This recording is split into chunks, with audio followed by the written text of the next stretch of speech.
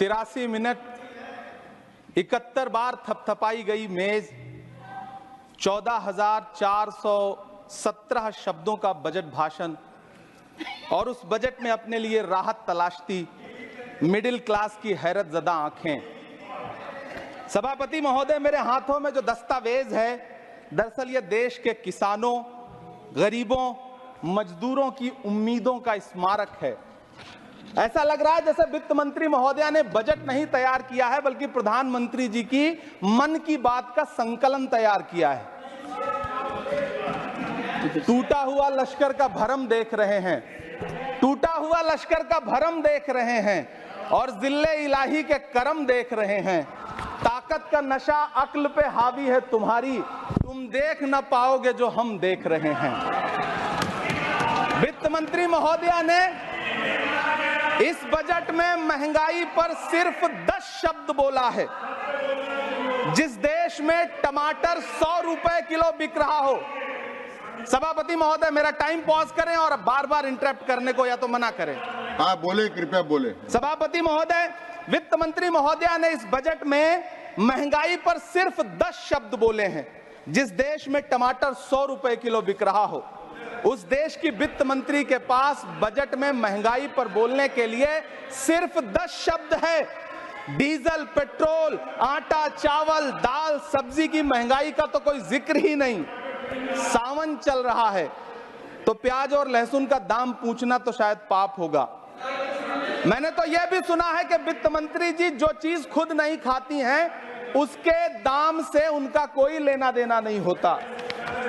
लेकिन इस बार बजट पेश करने के लिए पार्लियामेंट आने से पहले वित्त मंत्री जी ने दही और चीनी खाई थी।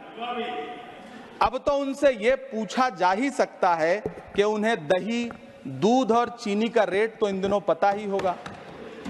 क्या उसे सस्ता करवाएंगी या नहीं सस्ता करवाएंगी? अगर पता है तो कृपया सस्ता करवाइए, क्योंकि इसी चीनी ने अमेठी में एक मंत्री महोदया का राजनीतिक कैरियर कड़वा कर दिया। सभापति महोदय, अपने शीश महलों में बैठे हुए सरकार के सांसद और मंत्री कह रहे हैं कि महंगाई कम हो रही है। संसद की कैंटीन से बाहर निकल करके एक चाय का कप खरीदिए, तब समझ में आएगा कि महंगाई कम हो रही है या बढ़ रही है। किसी एक दिन अपनी किसी मजदूर की तरह अपनी दिन भर की दिहाड़ी लेकर के बाजार जाइए और अपने बच्चों के लिए राशन खरीदिए, तब पता चलेगा कि महंगाई कम हो रही है या नहीं हो रही है। यहां बैठ करके बड़ी बड़ी बातें करना आसान है। ये चूनर धानी भूल जाते, ये पुरवा की रवानी भूल जाते, जो आकर 4 दिन गांव में रहते तो सारी लंतरानी भूल जाते। सभापति महोदय, इलेक्टोरल बॉन्ड खरीदने के नाम छुपाने वाली सरकार, इलेक्टोरल बॉन्ड खरीदने वालों के नाम छुपाने वाली सरकार इन दिनों आम के ठेला लगाने वालों के नाम जानना चाहती है। मुझे तो होटलों, ढाबों या आम के ठेलों पर नेम प्लेट लगवाने वालों से पूछना है कि कभी खून की बोतल पर देखा है किसी का नाम लिखा हुआ? मुझे पूछना है कि क्या कोरोना के दौरान अपनी उखड़ती हुई सांसों के लिए ऑक्सीजन तलाशने वाले किसी इंसान ने ऑक्सीजन लाने वाले किसी इंसान से पूछा था कि ऑक्सीजन लाने वाला इंसान हिंदू है? मुझे पूछना है कि लावारिस लाशों के लिए कोरोना में कांधा देने वाले, चिताओं के लिए लकड़ियां सजाने वाले किसी इंसान से पूछा गया था उसका नाम, उसका मजहब?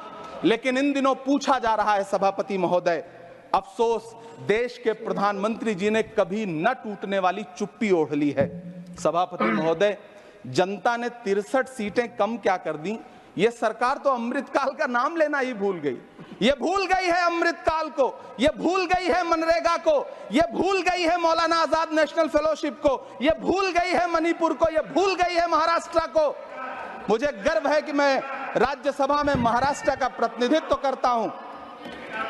महाराष्ट्र जो देश की आर्थिक राजधानी है, जो टोटल कॉर्पोरेट टैक्स का 40%, इनकम टैक्स का 32% और जीएसटी का 20% इस देश को देता है, उस महाराष्ट्र के लिए इस बजट में एक शब्द नहीं है। आप बैठ जाए। सभापति महोदय, आखिर महाराष्ट्र से किस बात का बदला लिया जा रहा है?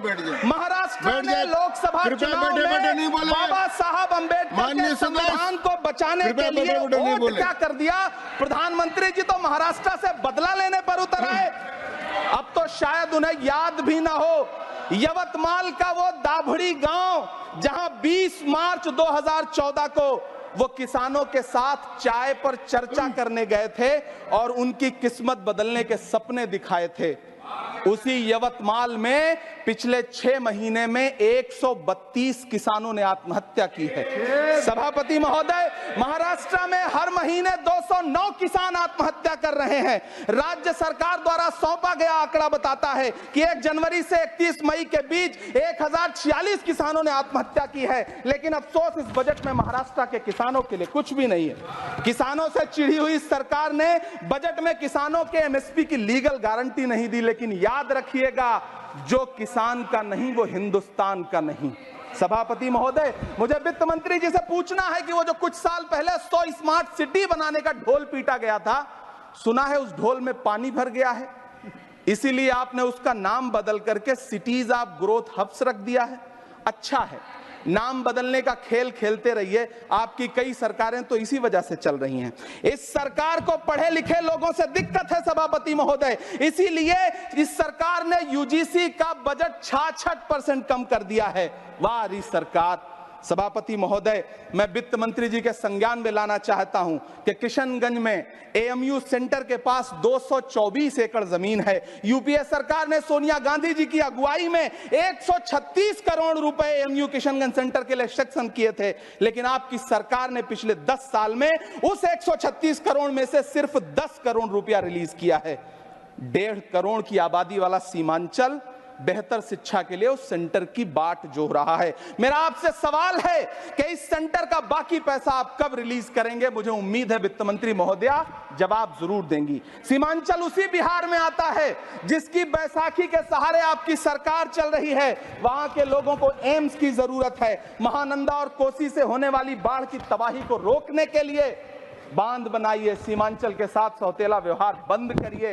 इकोनॉमिक कॉरिडोर बनाने से किसी राज्य का विकास नहीं होगा। विकास होगा स्वास्थ्य और शिक्षा के बुनियादी मुद्दों के लिए बजट देने पर। सभापति महोदय, एक तरफ तो इस बजट में पीएम आवास योजना के तहत 3 करोड़ अतिरिक्त मकान देने की घोषणा है और दूसरी तरफ लखनऊ के अकबर नगर में 1280 वो मकान हैं जिन्हें रिवर फ्रंट बनाने के नाम पे बुलडोजर से जमींदोज कर दिया गया।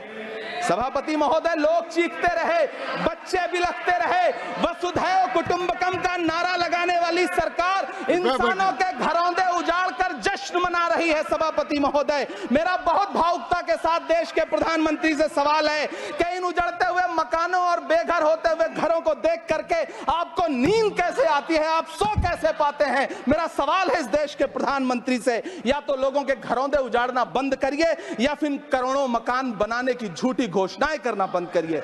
यह बजट झूठ का पुलिंदा है।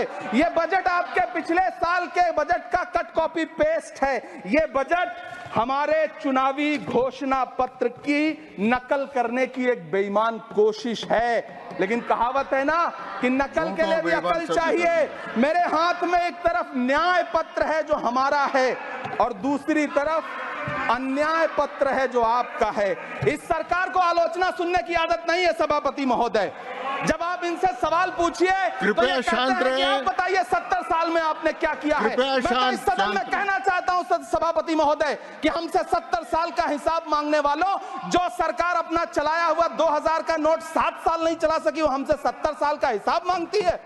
सभापति महोदय, मैं अंत में आपसे यह कहना चाहता हूं, यह बजट बैसाखी पर टिकी हुई सरकार का कुर्सी बचाओ बजट है। इस बजट में राज्यों के साथ, किसानों के साथ, नौजवानों के साथ, महिलाओं के साथ, देश के मिडिल क्लास के साथ अन्याय किया गया है और इस अन्याय का खामियाजा आपको महाराष्ट्र, हरियाणा और झारखंड के चुनाव में भुगतना पड़ेगा। सभापति महोदय, इस सरकार ने नोटबंदी लगाकर देश की आम जनता की पूंजी छीन ली। बैठे नहीं बोले, कृपया टैक्स लगा करके छोटे व्यापारियों के कारोबार छीन लिए, पेपर लीक करवा करके युवाओं की आंखों से नौकरी के सपने छीन लिए, अग्निवीर लाकर देश के जवानों की उम्मीदें छीन ली, बुलडोजर लगाकर लोगों के आशियाने छीन लिए, महंगाई लाकर देश की जनता की थाली से निवाले छीन लिए और नारा लगाया कि हम तो सेवक हैं। 18-18 घंटे काम करते हैं। इन्हीं लोगों के लिए किसी ने शेर कहा है कि जो सच और झूठ में दूरी है वो दूरी समझते हैं, सियासी हाकिमों की हम भी मजबूरी समझते हैं। वो अपना हक समझते हैं निवाला छीन लेने को, डकैती को बहुत से लोग मजदूरी समझते हैं। हमें पता है कि कैसी मजदूरी की जा रही है। सभापति महोदय, मैं यहाँ खड़ा होकर के अंत में आपसे कहना चाहता हूँ कि इस बजट में तमाम राज्यों के साथ अन्याय किया गया है। इस बजट में युवाओं के साथ अन्याय किया गया है, महिलाओं के साथ अन्याय किया गया है, और खास तौर से महाराष्ट्र के लिए कुछ नहीं रखा गया है। महाराष्ट्र बाढ़ से जूझ रहा है, पानी बरसने से वहां 1500 से ज्यादा लोग मारे गए हैं। उस शहर को, उस राज्य को 4000 करोड़ के पैकेज की जरूरत है ताकि जो फसलें बर्बाद हुई हैं लोगों को राहत दी जा सकी। लेकिन अफसोस, इस बजट में महाराष्ट्र के लिए ऐसा कुछ भी नहीं है।